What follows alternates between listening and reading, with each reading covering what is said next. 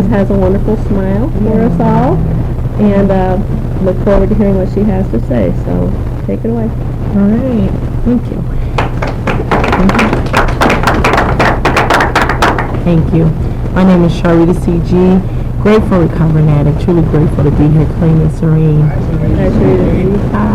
Really grateful because it didn't have to be that way, and I'm so grateful that it is. And I mean that from the depths of my heart, because it just didn't have to be this way.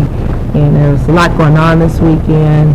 A few conventions going on in different places, and in New York we have a fellow recovering addict who's on his way home on last Friday, and he was going to see his parents. He lives in Kalamazoo, and he's part of our fellowship there, and he fell asleep behind the wheel and he died.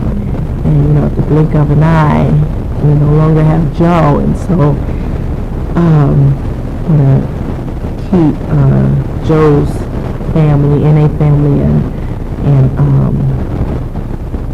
biological family in our prayers over the weekend. And here I am. This is really interesting. We mail in our registration every year, and I sent in a tape for my husband to do one of the main speaker events, and he was not able to stay. He's not able to come this weekend because he has to work on call, and God already knew that because they didn't even have him down for anything. They had me down. So I thought that was really interesting, and I want to share with you guys my hope, strength, and experience on self-obsession. Well, I love the NA literature, so when I was asked to do this workshop, I did go through literature and just get some stuff that I could certainly relate to. And I read something in the book that says self-obsession is the core of our disease. And I started thinking about cores, and the first thing that came to my mind was an apple. And when I have an apple and I'm eating it, it's quite a ways before I actually get to the core of the apple. It's deep, it's buried, you can't see it, and depending on how fast you eat it, that's how quick you'll get to it, depending on how slow you eat it. And sometimes if you don't finish the apple, you'll never get to it. And so I started to think of that in my mind and apply my process of recovery to the core of the inside of an apple. I remember coming around and hearing in the meetings, trust the process, more will be revealed, and I thought people were just saying that to just sound really profound and just stuff we say just in a lingo. But I kept coming long enough to find out that was very, very true. The literature says that using consisted of way more than addiction consisted of way more than just using. So staying clean certainly needs to consist of more than just not using drugs. And my experience has been that if I get too busy with life, then I can get caught up in just be clean. If I'm not investing in energy, in sharing time, in quality time, in my personal recovery. And I just have to share with you guys that being clean is just absolutely not enough for me. It's not enough. I don't do pain well, so I try not to be there that often. So I can just get uncomfortable and feel like, okay, it's time to do something, because the sadness, depression, anxiety, people laugh when I say, well, I just don't have that scheduled, and I don't try to spend a lot of time there. It's uncomfortable, it doesn't feel good, and I know with Sharita being left alone with the disease too long, it can just totally blow up in my face. And because I can tell myself so many different things, especially if I start to obsess on a dark thought, it just gets covered and covered and covered, and it's darker and heavier, and dark thinking tends to get me disconnected from the fellowship who helps me stay here and stay clean and hold me accountable. And so when I was going through the literature, looking through all the different places where self-obsession was mentioned, it was mentioned in some of the most key points in the book. It was mentioned in What Can I Do? It was mentioned in Recovery and Relapse. It was mentioning just for today. It was mentioning more will be revealed. It was mentioning I was different. And most of all, it was mentioning no excuses for loneliness. Because harping on self-obsession will certainly lead me to loneliness. Because the disease will tell me that you guys don't care, you're just nosy, you don't believe in me anyway, I don't want to hug you, you don't understand. It wants me alone so that it can have its way with me. And I can do the obsession and compulsion in two ways. It's almost like a catch-22.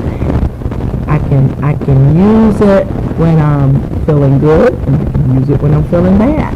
When I'm feeling good, I can use self-obsession, like I'm really obsessed with, I wouldn't necessarily call it this before today, but I'm quite obsessed with ordering things out of a magazine.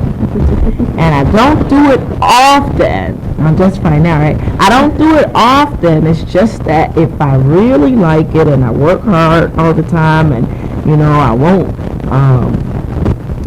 not pay a bill to get it done, but I order stuff out of magazines. And just doing work on myself and journaling and things of that nature, I realize you spending way too much off ordering stuff. Because the thing cannot be all that expensive, but by the time you get through paying for postage and handling, it gets to be way up there.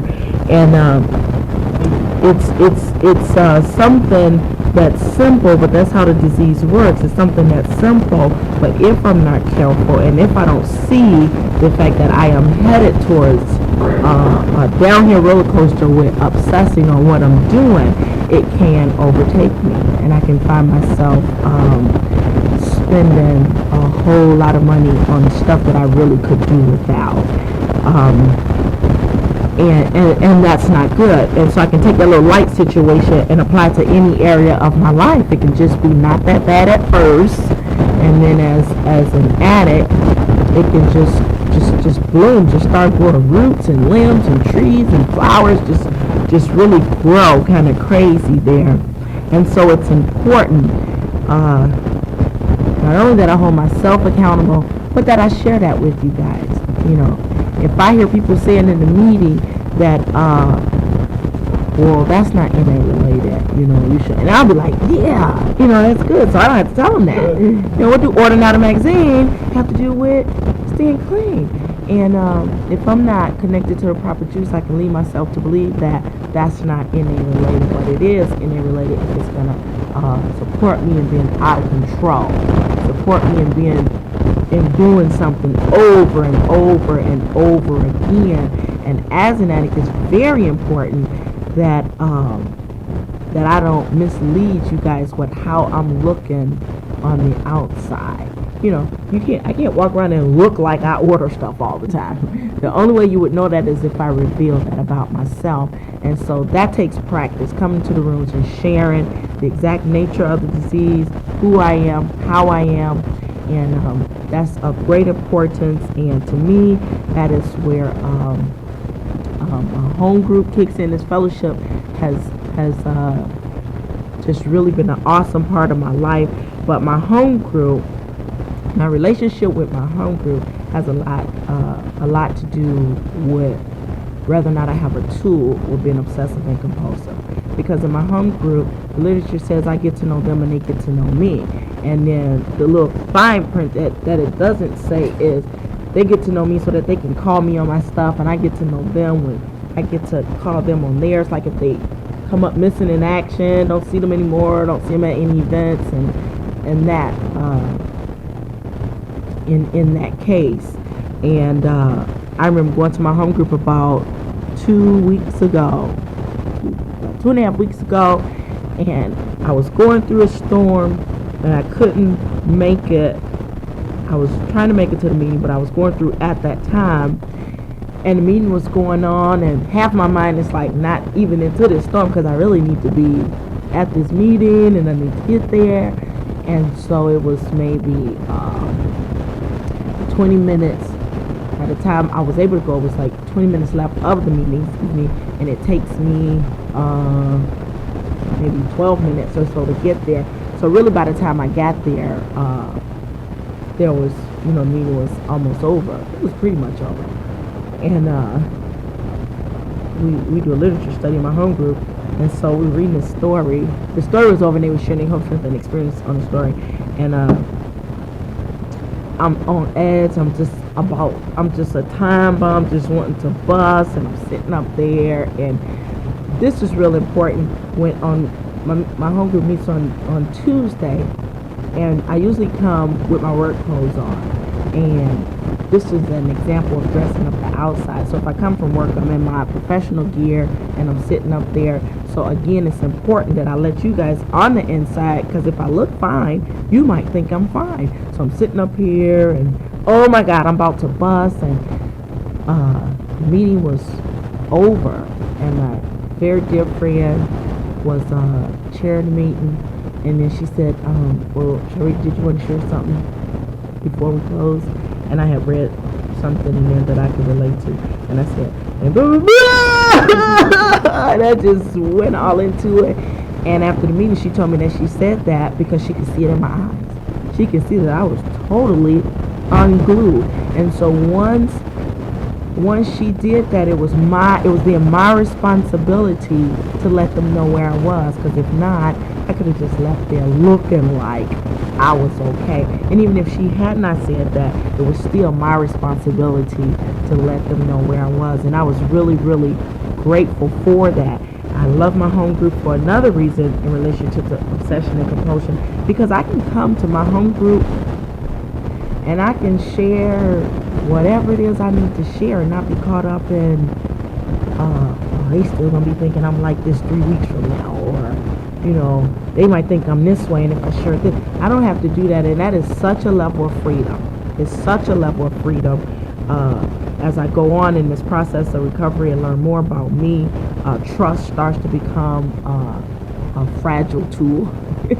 Trust becomes very, very important. So I'm really grateful that I can go and share that, and I can be sharing something, and if it sounds like I'm heavy into it, they'll share their hope, strength, and experience.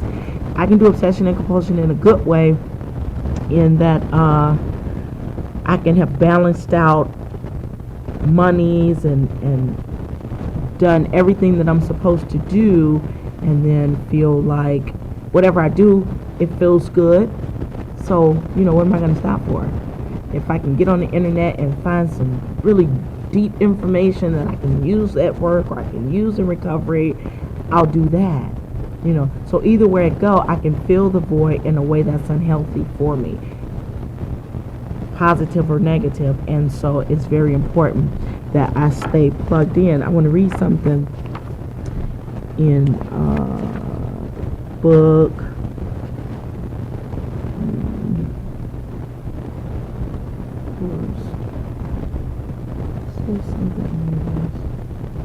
It says, obsessive behavior is a common denominator for addictive people. We have times when we try to fill ourselves up until we are satisfied, only to discover that there is no way to satisfy us. Oh my God. There is no way to satisfy us. And when I read that and I took a look at myself, and I was thinking about some of the things that my husband and I have been going through. And my husband is this wonderful, he's the best man I ever had. He's wonderful, he's friendly, he's humorous, we bring so much balance to each other, because he is that happy, joyous, and free. People can hurt his feelings, and you're like, and I'm like, wait a minute now. And so we bring that balance to each other, and we attempt to work on things. And I can get obsessive and compulsive with the literature of Narcotics Anonymous.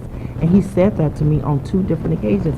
We can have an argument, and I'll say, the literature says blah blah blah, and what I be trying to say is that everything that we do is related to the disease of addiction. So and I think I get scared when I'm starting to hear that, yeah, but this don't have anything to do with staying clean or being plugged in and stuff like that. And I remember him saying two things about it. He said I was on an NA Zeal one time. Yeah, we were arguing. I took that as a compliment. I was like, yeah. And he said another time that we were arguing, he said, you always working on something, and that's very true, and that's good until it gets unhealthy where I'm working on something and I want to snatch him into my reality. That's not fair. That's absolutely not fair, and I really just came to that reality. And we were in this storm not too long ago, and the whole storm period has really been about communication, meaning what you say and not saying what you mean, and then mad because you don't know what I mean even though I didn't say it. Simple stuff. And I realized that my husband can be doing his absolute best. He could be giving me 105%. And I will come out and say, oh yeah, but, well, what about, and that's that I'm obsessing on, now that we worked on this, okay, now what's next? And so I realized that I started to make him feel like, exactly like the literature says, you are never satisfied. You are never satisfied. And then I heard him say, we've been practicing on hearing right now instead of trying to go back and get some evidence to make a comeback. I heard him say to me that, it gets to a point where he starts to feel belittled by me. And I'm supposed to be his best friend. But if, it'll get to a point where he can't even share with me because I'm going to think, instead of trying to help him work through it, I could easily go right to the defects. And so I realized, I thank God for Narcotics Anonymous process and this literature, because it helps me to see me, especially when I'm obsessing on what somebody else is doing. Everything he doing. See, if he would just do these 4 things, we can live happily ever after. And then after he do those 4, okay, just 2 more. After you do these 2, then we'll be there. And it breaks my heart to do that. And I do realize that, and I did hear him when he said that. I hear him say that. And when he says that, when we agree that we're going to work on something, this is awareness that I had by myself not too long ago, and I don't know if I didn't get it this way growing up, and so I don't know how to do it, but I realized that when I notice him really trying and doing what we agreed to do, I don't necessarily know how to compliment him on that. I can see it, it's plain as day, and it's so thoughtful, and I'm saying in my head, oh, that's so sweet, he's really trying. And then if I don't say it, and what comes out my mouth the next time is the next behavior that I'm obsessing on that's not healthy, and so then there was no encouragement phase. And so I really thank God for giving me the tools that I need to see Sharita in action with obsessing on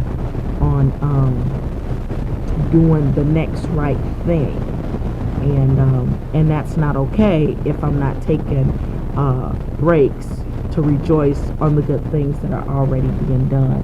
So that was just really like a strong slap in the face to say, only to discover there's no way to satisfy us.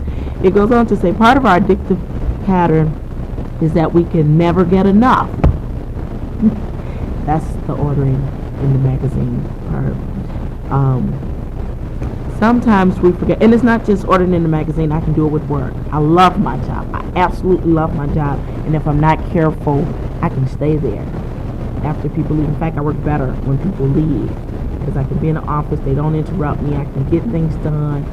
Well, yeah, lady, but you might need to go home. You might need to go home. I'm very busy, I'm active in the community, I sit on boards, and all this stuff. You got to have some healthy balance in there. All that stuff that I do is very, very good, but not if I'm obsessing on it. So I can be doing really good, but it can turn out for the bad because I don't have a healthy balance with it.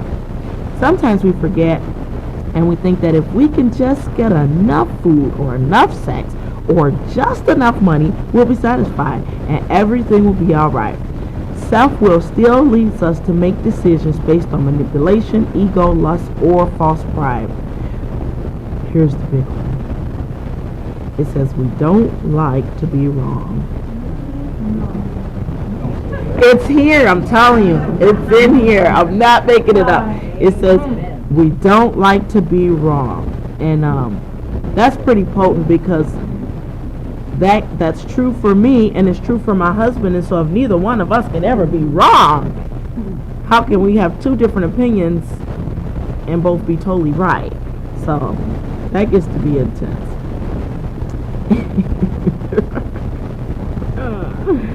Our egos tell us that we can do it on our own, but loneliness and paranoia quickly return. We find that we cannot really do it alone. When we try, things get worse. We need to be reminded that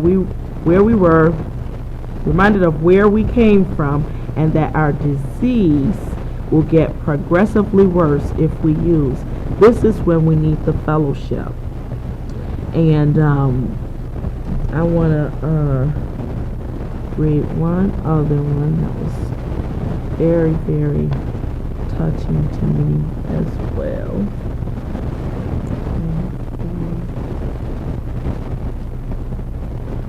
It says, here's the solution, and I have found a lot of freedom in this. I have a wonderful relationship with my sponsor who does a good job of letting me know when my conversation is obsessing on, and of course I'm not using that terminology when I'll say like when my conversation is too focused on, because those are softer words than obsessing. Obsessing to me, you going, you doing it, and when I'm obsessing on what somebody else is doing, she has a gentle way of saying, oh yeah, but okay, I hear what you're saying, and so now let's say it this way. And then she has this really special spiritual way of filling me in with the blanks of what I was just saying about somebody else. And I really appreciate that in her. That outside looking good, having that healthy balance with the outside looking good is very, very important to me because, like I said, I am a professional. I do have degrees, and if I don't tell you guys the exact nature of my disease and sit up here like Sharita is so smart and she is so together, you'd never know. You'd never know. So if I'm not careful, I can turn around and be my worst enemy.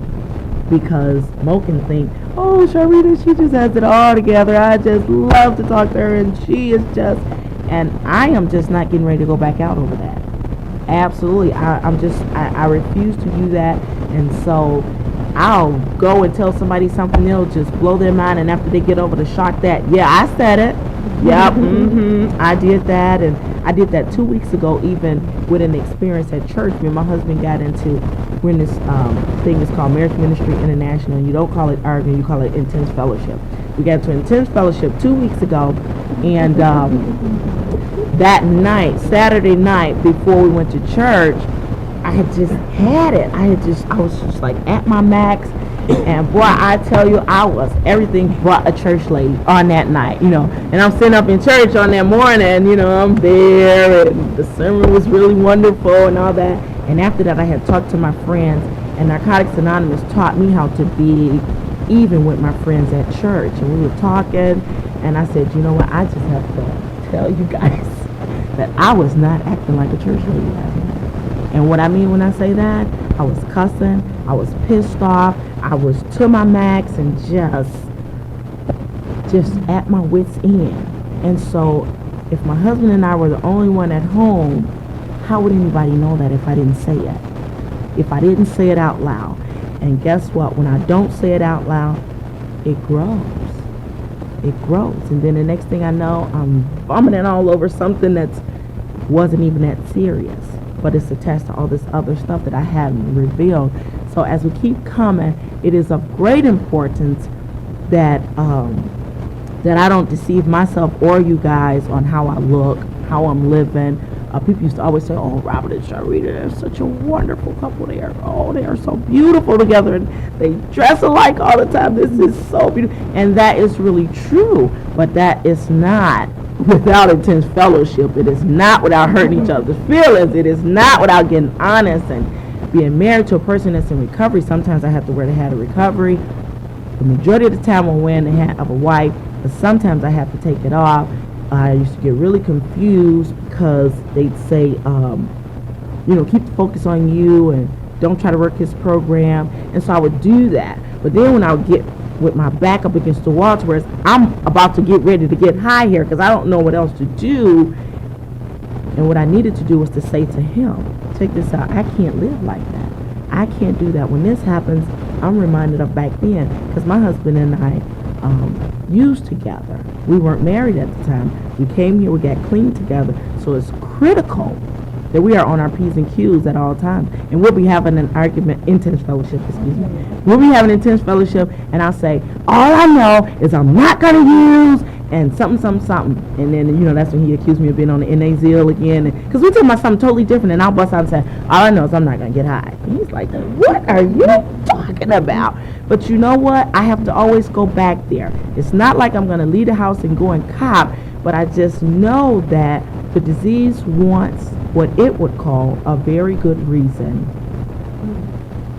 My disease has even told me that I could use and come and tell y'all, if Robert had Robert was, and I can't afford to do that. And so I hear people share that, it's not about using and, to each his own, but it is about using for me because I can't do all the rest of the stuff that I do. Okay, I'm going to read this in closing. It says, in living the steps, we begin to let go of our self-obsession. We ask a higher power to remove our fear of facing ourselves and life. We redefine ourselves by working the steps and living the tools of recovery. We see ourselves differently. Our personalities change. We become feeling people, capable of responding appropriately to life. We put spiritual living first and learn to use patience, tolerance, and humility in our daily lives. And I want to say that is very, very powerful information. And the only way that I will be reminded of it or be able to do that is if I'm connected to the proper sources that my network system consists of people that hold me accountable to this right here. I can't go around, cussing people out or hitting people in the head and say, well, but I'm clean. And my friends hold me accountable to that. I cannot do that, and I hold them accountable as well. And Narcotics Anonymous is the best thing that has ever happened to me. It has shown me a new way of living. And my mom did an awesome job with raising me, but she never just gave me instructions and said, okay, when this happens, you do that. When that happens, you do this. And NA has done that. And so I do that. I write these steps. I live these steps. And my job, I have a very wonderful job. And I just walk around my job or driving in my car, and I just be saying to myself, oh my God, these people don't even know. Oh my God. It's so exciting because to come from nothing to something is just truly, truly a gift from God. And I heard a wonderful person in Kalamazoo say that recovery is a gift from God, and what we do with it is a gift to God. Thanks for letting me share.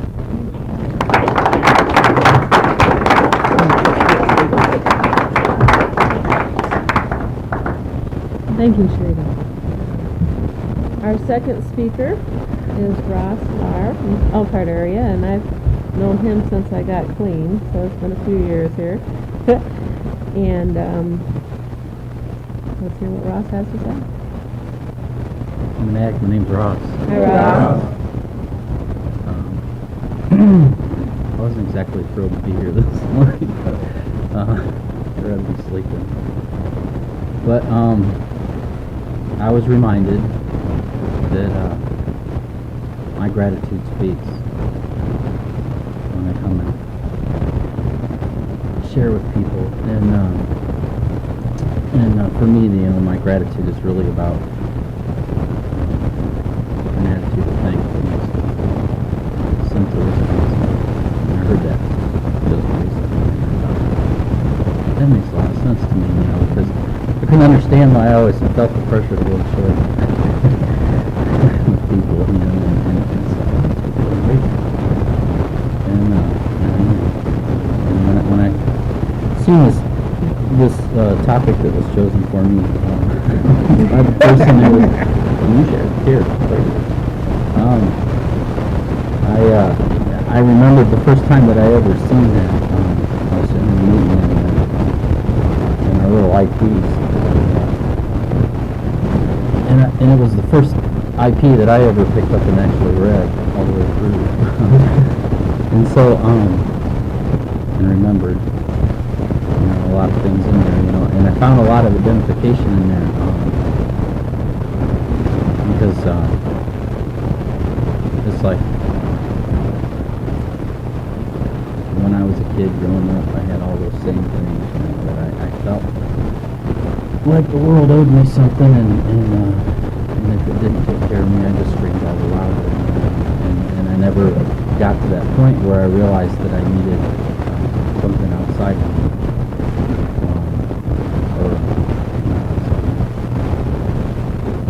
That the people outside of me were not going to fulfill that thing inside of me, that void that I felt, the hole that I felt that I kept trying to fill with all kinds of other things. And when I found out that void for me was filled through the God of my understanding,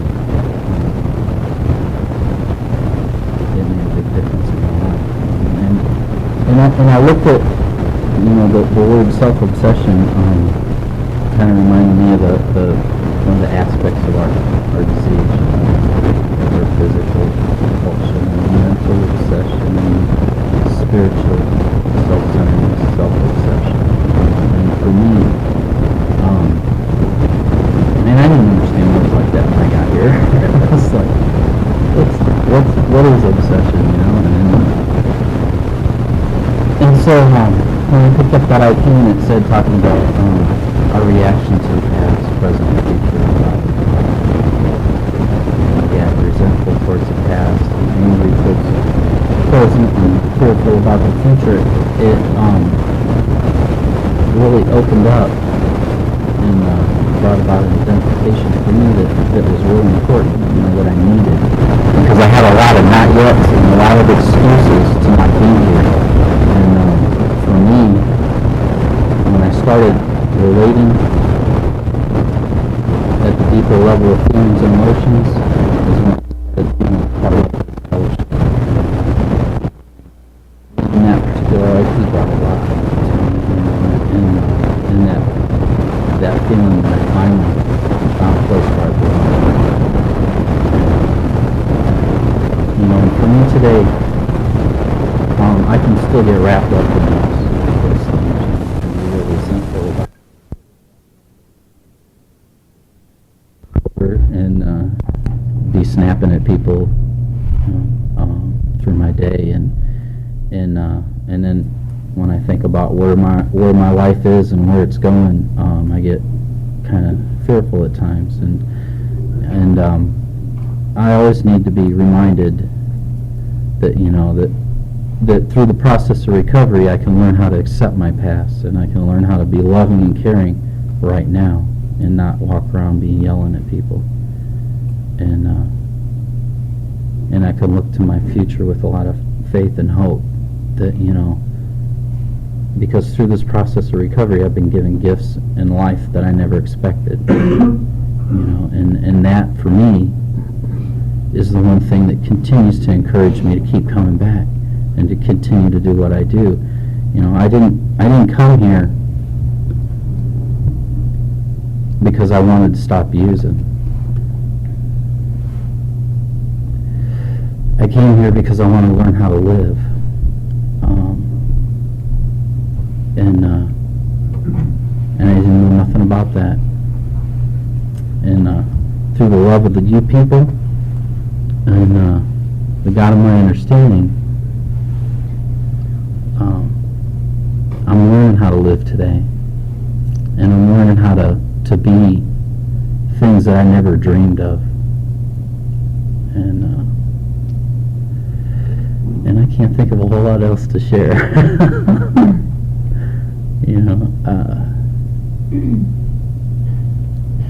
So I'll pass and let everybody else. Thanks, Ross. Thank you.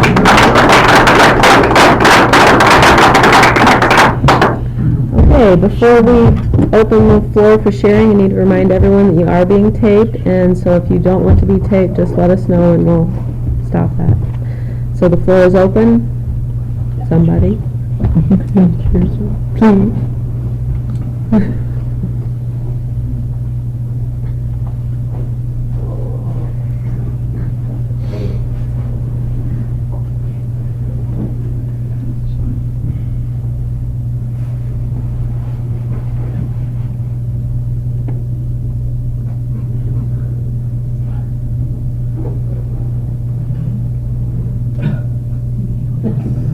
Oh, come on.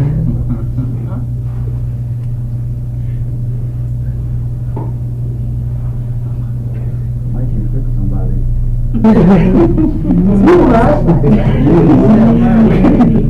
Seat number.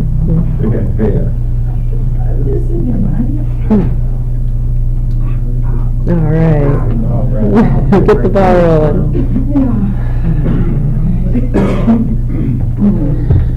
Thank you. Hi, family. My name is Emma, and I'm an addict. Hi, Emma. I'm just grateful to be here. It's my first time here, and I just want to thank you. Thank you for even just having this convention and, what's the name of it? Triangle of self-obsession. Oh, we grow with love. We grow with love. Wow. See, that's what I need to hear, especially this workshop, the Triangle of Self-Obsession. You can call that's Emma. That is me. You know, everything I obsess over. You know, I was listening to the other young lady share about the obsessing over going through these storms in life. You know, I have a daughter, okay? I'm fixing to get to some real stuff. I have a daughter. She's 25 years old. When I first came around, my daughter was like 16, 17. And I talked about this child like she was 3. Because the problem that I had was trying to control the way my child is. And if I get to crying, y'all, that's okay. Because see, today I understand tears is not, I'm not drowning in my tears like I used to when I was using. My tears are cleansing today. They're the cleansing process of the soul, and this is what I know. My daughter moved out to California a couple of years ago. And the obsessive part, I didn't want her to go. I sent her money every month until I realized I could not take care of her on the West Coast, and I lived in Chicago, okay? And it hurt. Because whenever I obsess about something, I don't realize that I'm powerless. I can't get to the first step to know that I'm powerless, and that I got to learn how to say, stop it, I got a choice. I don't know that when I'm obsessing. When I'm obsessing, I go to the extremes. My daughter got in trouble this year. And I was telling a friend, I hadn't heard from her about over a month. And I went to the meeting and somebody told me, they said, Emma, you go through lens. I'm like, I'm looking at it with this peculiar look on my face. What is in the lens? Somebody tell me, what is in the lens? Because I can't even, I go through any lens to stay clean. Okay? How do I go through any lens when it comes to taking care of this person, helping this person out? I do H&I. I talk to a lot of young ladies. I'm a sponsor. I help people. Okay? I really think that I'm all that in a bag of chips. But when my daughter when it comes to her, it puts me back in reality, and I know I'm not all that in the bag of chips. When she called me, she didn't call me, she called my sister and told my sister she was in jail. I called the police department out there, and they told me she was in jail for burglary. And here it is, I'm shocked. Can you believe that? No, I'm shocked. This is my child, this addict sitting up here, they used for over 20-some years now. And so my first thing is that I don't want to face it. This is part of this disease now, that I don't want to face it. But I couldn't sleep.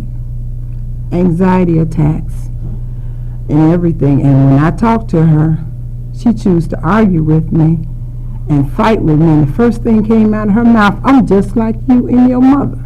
Y'all didn't get along. And I could not believe it. But what I understand today is that my daughter came from me. She learned her behavior from me. I am total self-centered. That is the core of my disease. I suffer from a disease which is no known cure. You told me that it leads from one place and goes to another. What I've learned in this program is to be aware of my disease when it's working. I went out there and I had to practice some humility. I was able to see my daughter for approximately 3 minutes, and she was not locked up. And I flew over 2,000 miles at a moment's notice, and she didn't want to see me. It took a lot for me to swallow that pill of reality. Because, see, my disease constantly works on me and tells me that I'm not a good parent. But today I understand I was the best parent that I knew how to be back then, and I'm the best parent I know how to be today. So I can tell my disease is lying. See, and this can help me to stop the obsession over my daughter, because, see, for like 3 weeks, I was not sleeping. I went to my home group meetings and I shared the exact nature of what was going on with me. And what was really going on with me was that I didn't want to be powerless.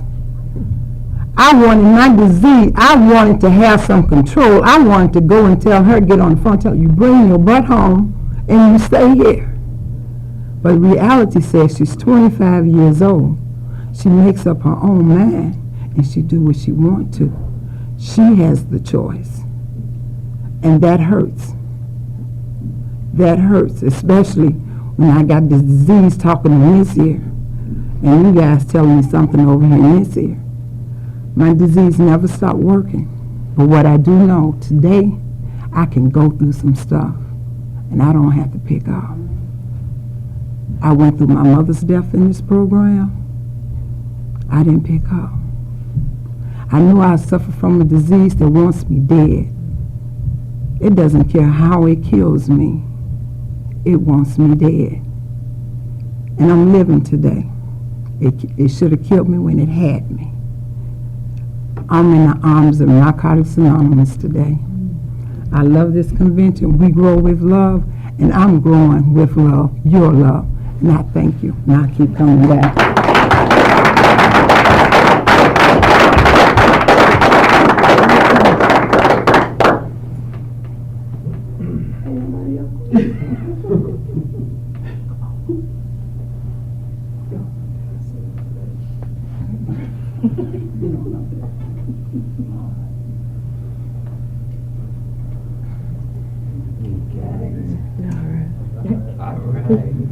Hi everybody, I'm an addict named Dan. Hi, Dan.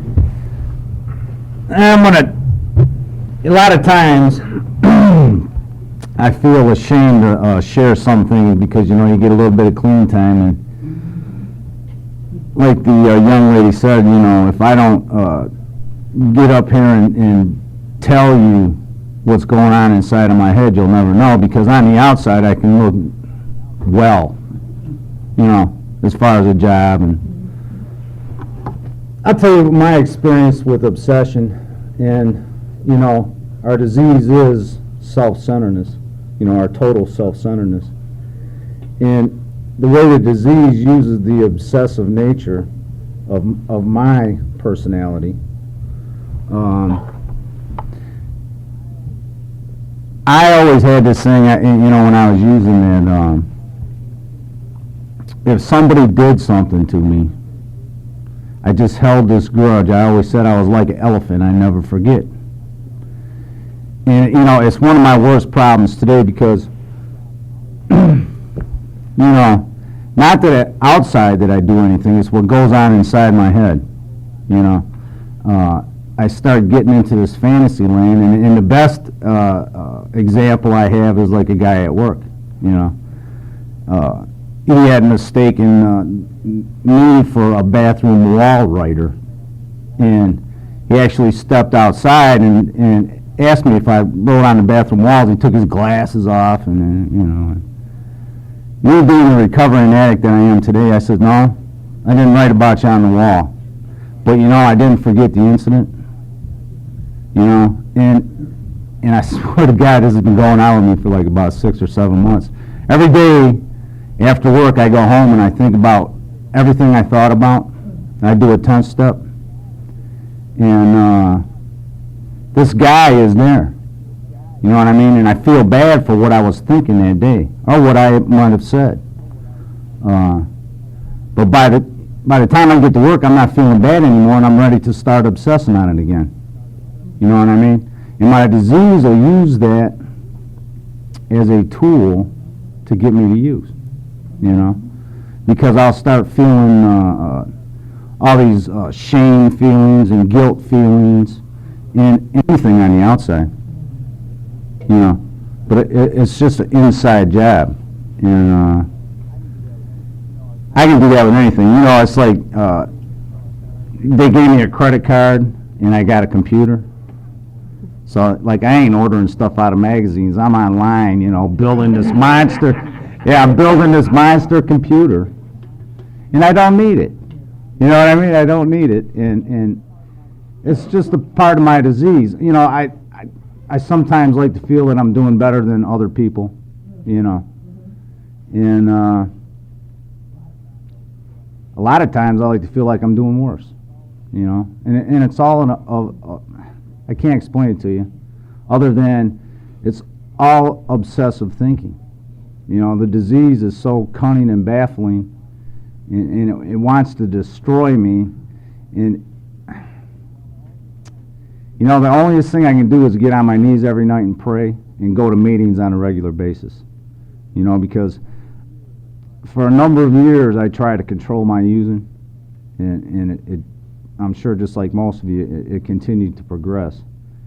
And when I found NA, I really didn't want to change a whole lot. I just wanted to stop smoking the rocks.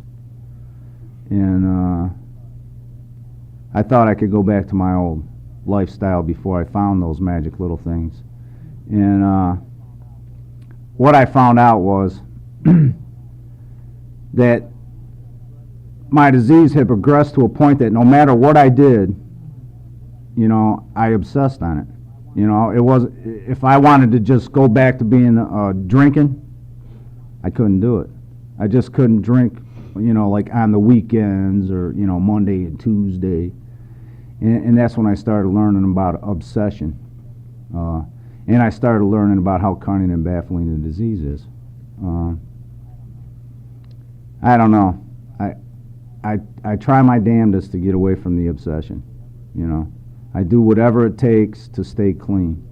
And slowly over a period of time, it's getting better with me, It's getting a lot better. I can remember times not sleeping for a week, And just thinking about one thing that somebody did to me that I didn't like. I'll tell you the one main one was, over the years, I had accumulated a debt with the front of the court. And I'm going to tell you what, and I used that anti-government mode and everything that I had, and it just kept me awake. And then finally I realized that I better do what it takes to pay the bill, And I paid the bill. And I'll tell you what, as soon as I did the right thing, it was gone. that obsession was gone. Well, you know, not only not having to worry about them, but so doing the right thing, getting on my knees, you know, going to meetings on a regular basis, getting with my higher power, getting with you people, and telling you how I feel relieves that obsession. You know, especially the obsession. I can't say that I obsess on using anymore like I did when I first got clean. But there are days, I have my days, you know, where I'll start getting into a little mode. Somebody will just say something that triggers it, or if I smell something, and bam, I'm thinking about using, you know. And I don't know. This is a great life. I found a great way to live, you know, without all of that, you know. And I don't know, nobody else would talk, so I figured I'd get up here and talk. Even if it's just a mumble jumble. So, thanks, man.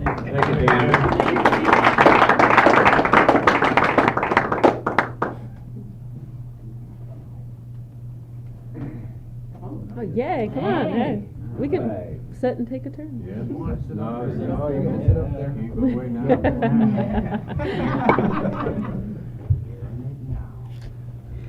I'm an addict and they call me Mo. I know. You know, I was sitting there in that chair back there and thinking, oh, I don't have this issue. You know. God really works through you people. And I always get to hear what I need, you know. So I figured I'd tell you a little story. A few months ago, my brother who lives in England sent me an email about my sister. And he said, you know, she's in a real bad place and we need to save her, you know.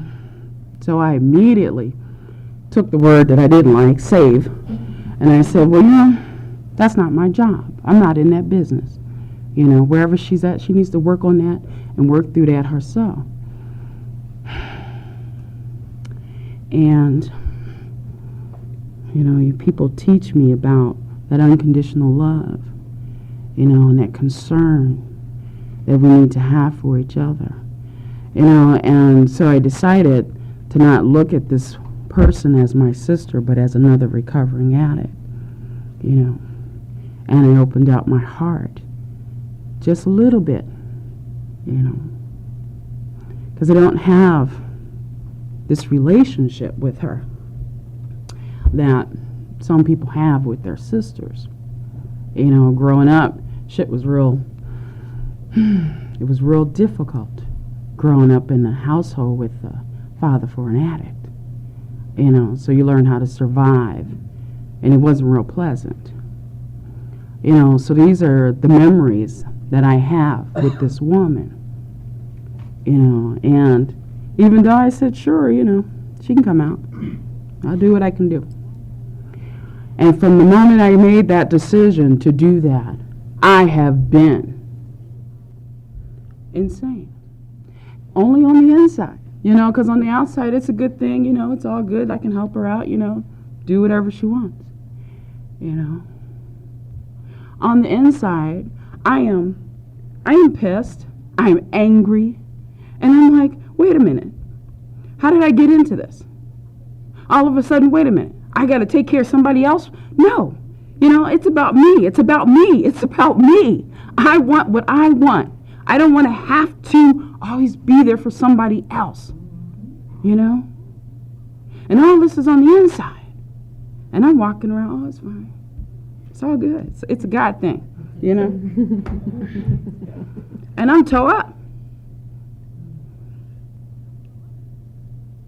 My sister got in town Tuesday this week, you know, and there was a little confusion because I thought she was coming Monday morning, and I had readjusted my schedule for that, and only to find out the day before, no, it's not Tuesday morning. Then she didn't show up when she was supposed to show up, and I said, oh, this is just not starting out right at all. Okay. I'm tripping. So I'm rearranging my schedule again to accommodate. You know, and I'm not talking about this. I'm not talking about this stuff I got going on inside that I'm obsessing about, that's got me wrenched up, you know? I'm like, it's okay, you know? Whatever you need, baby, it's okay. I'll be there. I'll get you. I've been praying all week. When I left my house yesterday, I hugged my son, and I guess he thought I needed it because, you know, sometimes he's too busy and he's gone. But when I walked out the door, he hugged me, and I said, baby, pray that I don't kill nobody, you know. He just hugged me some more, you know. And I'm thinking, you know, I get here, I'm going to get to this place because this place is, ooh, it's this kind of place, you know. And I said, all I need to do is get out of the car, and I'll be okay, you know. But man, I get so gripped. And I realize that in my thinking, in my disease thinking about what I have to do, and I don't even know what it is. She hasn't asked me for nothing. She ain't asked me for nothing. And I'm caught up about what it is I'm going to have to do for her. We were talking about self-deception. What's the topic? Okay. You know, it's like, but I don't have this issue. And I'm like, all right. So that's probably why I'm up here, because I need to be here, you know. But I really would like to be able to give that same love and concern that I give to each and every person that I know in these rooms. And I haven't found that place in my heart to do that with her, you know. And I know that this is a real healthy thing. And if I do what I'm supposed to do in this process, it's going to work out. And it's going to be okay. But I'm like, at that beginning stage, I don't know what to do with it. But then that's not true because we always have our own answers. We always know what we have to do. It's just about getting about doing it, you know? Man, I thought I wasn't going to share. Thanks, Ross.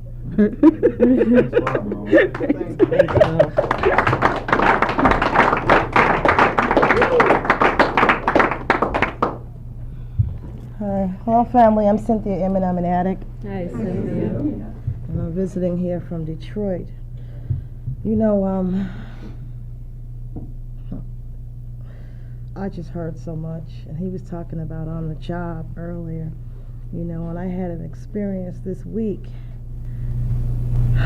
where my supervisor, oh man, I mean for months, you know, she came in December, and she took my weekends from me, you know. I have had medical problems, and she had called me in off my sick bed, you know, against doctor's orders, you know, and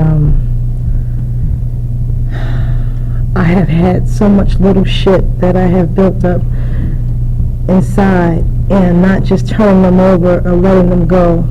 My obsessive thinking will cause me to hold on to it, and the book talks about reliving the resentment over, you know, and that's obsession, you know.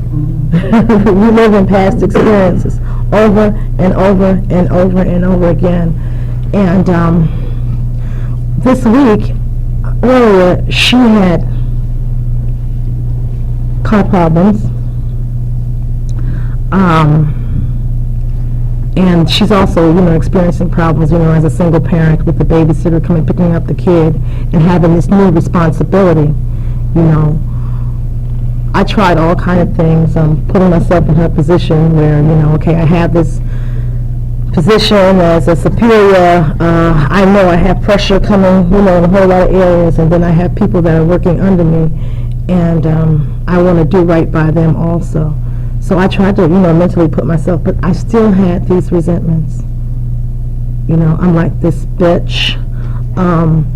The better than attitude is, you know, I look better than her, you know, and she's my supervisor, you know, just, you know, all these different feelings, and we go to lunch every day. And we're working out, and, you know, you never, I never give her the idea that this is really going on, but I have this inside me. You know, just seeing her pain this week, through the car and someone not picking up her daughter for her and seeing that she has the same problems that I do, right? And that she's human. And it allows me to just let go a little bit of that, you know. I shared something, I don't want to be too long. I shared something Wednesday night that I have been keeping a secret for a long time, you know, since I've been in this program. And I've probably been just obsessing over that experience that I had earlier this year. And I'm here with Vicki, and this is the first time that we were ever able to, you know, spend some time together in recovery since I've been around the fellowship. And I told my sponsor, I said, well, she said, who's going? And I mentioned that, you know, Vicki was going. She said, well, you stick with Vicki. And last night we were laying down and talking about a lot of things. Being out here in this atmosphere, it's just done something to me because I'm from New York City. And it's real busy there. Okay, I grew up there, I was born there, and it's real busy. It's a real busy, fast place, you know. Oh, and they're having a convention this weekend. And I told myself, walking over here, people kept asking me, are you going, you going, you going? But number one, I know that if I was there, my obsession to people please, okay, and having family members, there was no way I would have been able to spend time in the convention because I would have been, okay, oh, well, this one knows you go see this person, you got to go do this, and then da-da-da-da-da-da-da-da. And then my mother, every time I'm in town, she wants me to do 10,000 things, like maybe at least a year's worth of things, because I know I'm not going to see you for a while. You know, and I'm running all over trying to meet everyone, you know, just... And I'm obsessed with pleasing you, okay? Even though I'm exhausting myself, you know. And see, it just goes in so many other areas. The resentments, you know, the people pleasing with me, you know. It used to be shopping a long time ago, you know. So I can see where it just does, and you know, in my life, you know, and that holding on to resentments is really something because. Not forgiving myself, I become obsessed with not forgiving me, you know, and I'll relive that, you know, and a lot of times I was talking about another individual where I'm just sick when I see this person, but it's the fact of the matter is that it's not directly toward that person, it's this, I'm sick that I take myself through these changes and I won't forgive myself, so I'll stay right there with it. And sometimes it's not that I'm angry, but just that I allowed it to happen to me, you know. And it's there, and it's there, and it's there, and it's there. And every time, just like he says, I'm in my car. Yeah. It's 3-4 months later. That same whole scenario, I'll play it back, word for word, everything that's taken place. And then I add little scenes in, like what I should have said. What I should have said, right? It doesn't make me feel any better because if I don't work the steps, I don't turn it over, right? If I don't have acceptance, you know, I don't deal with it. So it stays there, and it just gets sicker and sicker and sicker and sicker and sicker, you know, and... Every time I'm there, where's their solution? You know, where's their solution? You know, living with that. Maybe next year or 2 years later, I'm okay with it.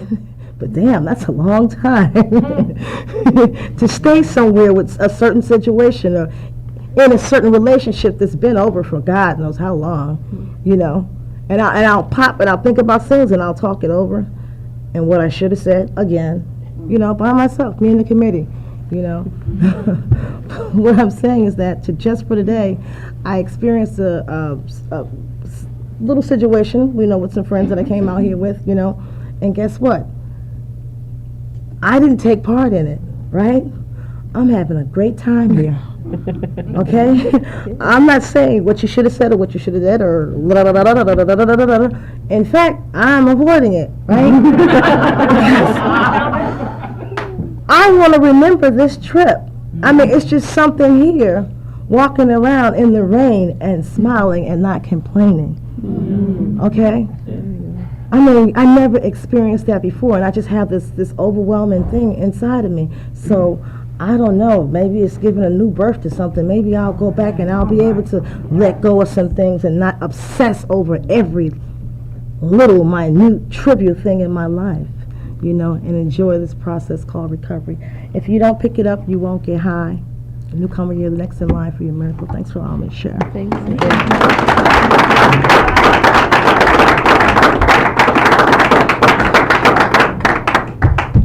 Hi everyone, my name's Bob. I'm a grateful recovering addict. Hi, Bob. And my problem is, Bob, I'm glad to be here. This is definitely an area that's conducive to recovery. I think it's wonderful out there. It's away from the city and the fast pace, and well, if you can't get it here, you can't get it anywhere. But back to obsession and compulsion, you know, I find myself trying to learn this as a 10, 11, 12, and 13-year-old, because that's where I picked up, and for the next 30-something years, you know, I didn't have any learning skills. And so today, trying to pick this up as a young teenager, you know, I feel out of place in a lot of situations in society, and the only way I know how to learn from this is to come here and listen to people who have gone through it already.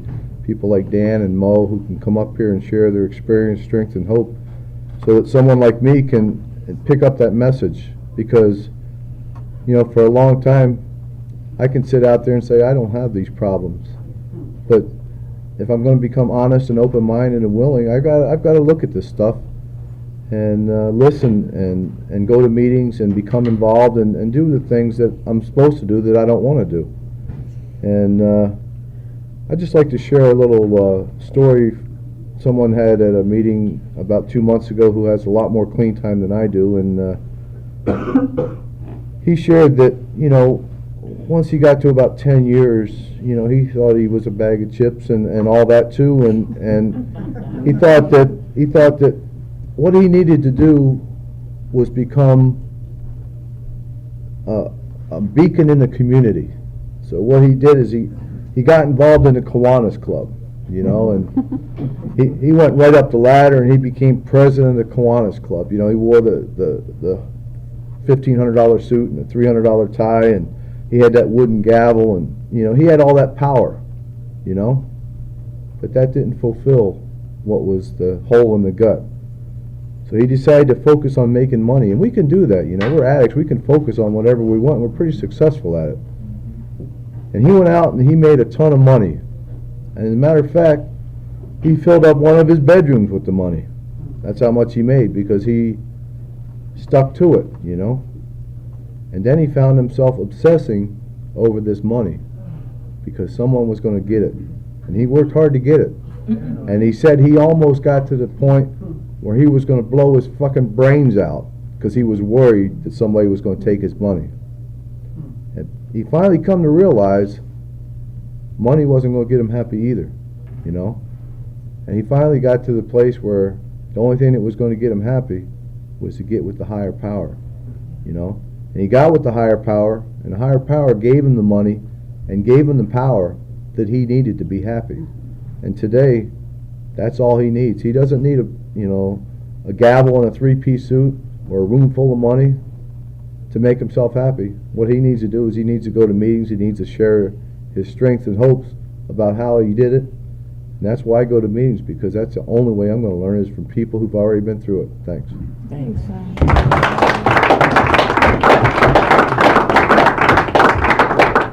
Hi, family. Once again, I'm Louise, and I'm an addict. Hi, Louise. Boy, I did not want to get up here and talk about self-obsession, self-control, self-discipline. I didn't want to talk about that. I didn't want to deal with that. But the reality of it is, watch what you pray for. Because when it's time, it's time.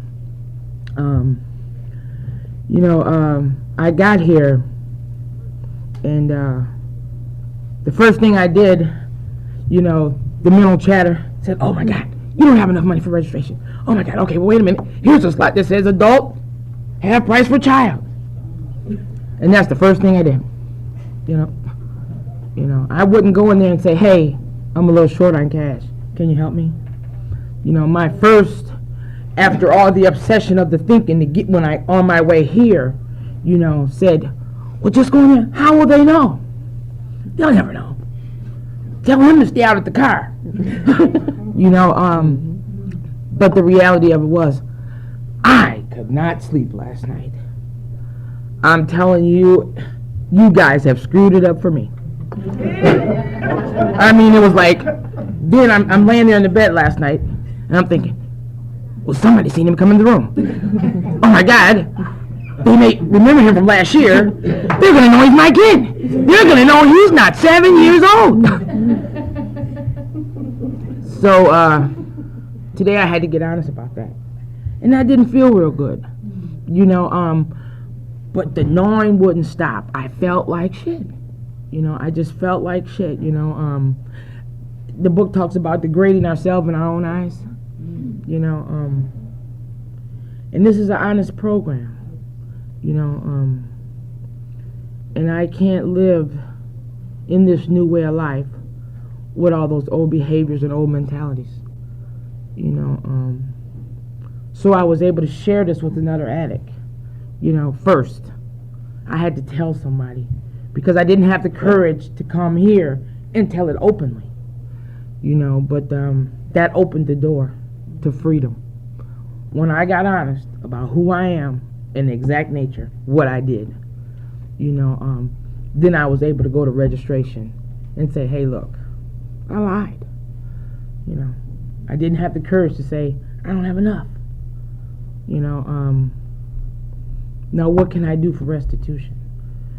You know, and that was such a great freedom to be able to get that off me. You know, that's one of the reasons why I'm here, because I'm a liar, I'm a manipulator, I'm a thief.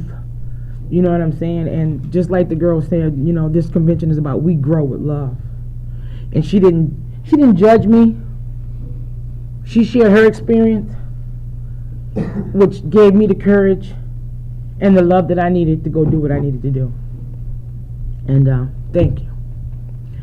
You know, another thing that I'm dealing with as far as self. You know, I've been coming around this fellowship for a few 24 hours, and I've got caught up with life.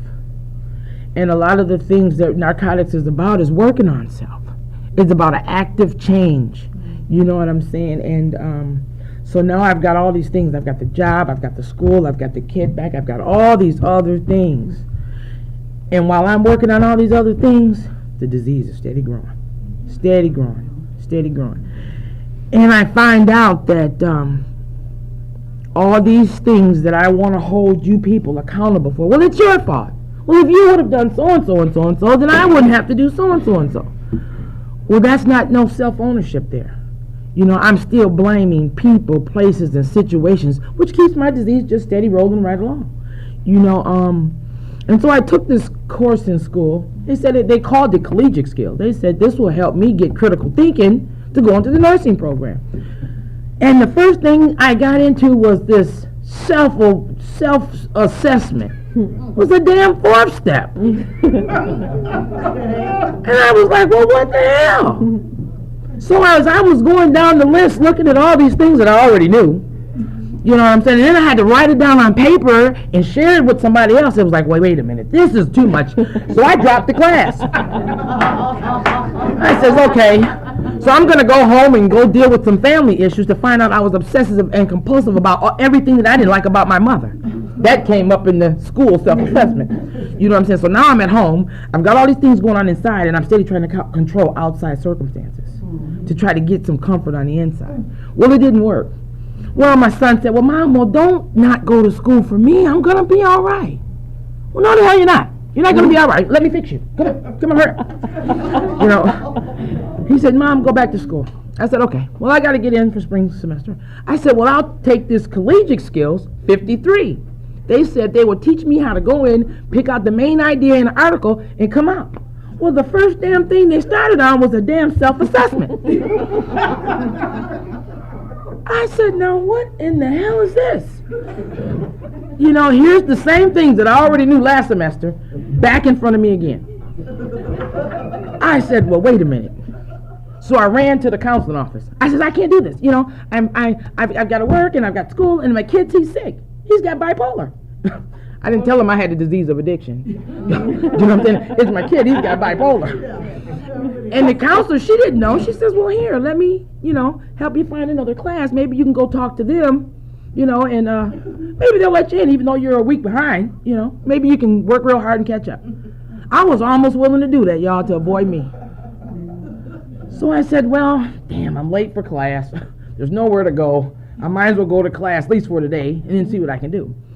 Well, when I got into class, here's this teacher, not the one that I had last semester, but here's another. She says, okay, class, now that you've become aware of these things that are causing a problem in your life and your study habits, what are you going to do about it? And I said, well, who the hell does she think she is?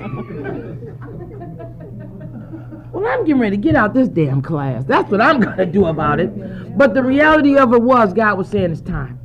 It's time you take a look at you and do something about the things that are causing you problems in your life. You can no longer sweep them under the rug. There's no more room. You can't run off to Beaumont Hospital talking about, oh, I'm going to school to be a nurse. And then go home talking about, kick the dog, kick the cat.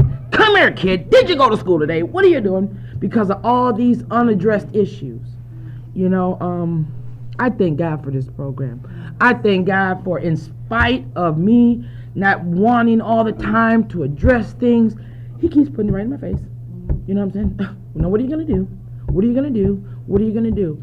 You know, and then there is a good side to all this. You know, I decided to stay in the class. I decided to start working on some things. That's why I'm here getting honest. You know, one of the first things I have to do is be honest with myself and then let you in on who I am. You know, because I can't do this alone. Not even the self-assessment. You know, I received this pamphlet in the mail from the college. And, you know, I know about the scholarships and the grants and all that other stuff, but, you know, my mind says, well, you know, I don't know how to write an essay. You know, I want to be a nurse. I don't know how to do an essay. So, you know, well, if I need it, you know, whatever. So they sent me a pamphlet in the mail that said, you know, scholarship. You know, and I was like, well, you know, maybe, just maybe. So, I procrastinated about 3 or 4 days because I didn't feel that I was worthy of this. You know, I can't answer these questions. So then I got to thinking, since I am in therapy and they are helping me look at me and help me work on me in a loving manner, you know, so I said, I didn't have the courage to go to the school and say, I don't know how to fill this out. I don't know how to answer the questions. So I went to somebody that knew who I was and knew who I was dealing with, you know, and she helped me answer the questions. And while I'm in her office and we're filling out the paperwork and everything, I got some pages. And I said, well, can I use the phone? I want to respond, you know, see what my voicemail is. And it was this doctor at the college. I had never seen her before in my life. Doesn't know what she's a doctor of. She left a message saying, oh, my God, if you can just get that application in here, you know, I really think you got a good chance of getting it. So we filled out the questions, you know what I'm saying? And I'm getting kind of excited about it, in spite of the mental chatter telling me you're not worthy. You know, I get to the college and there she is. She's so happy. She says, oh my God, did you bring it in? Did you bring it in? She says, oh, she said, they're just dying to give this money away and you came highly recommended. And I'm thinking, well, who in the hell recommended me? You know, I didn't recommend me. So who in the hell would think enough about me to recommend me? So I thank God, in spite of the things that I know I can't control and the things that I try to control, he lets me know you ain't got no control. I'm doing this. You know, thanks for letting me share.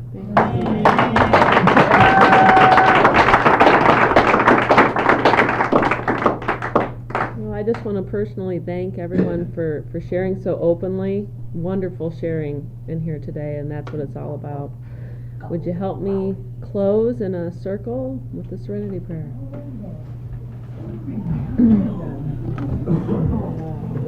Let's see.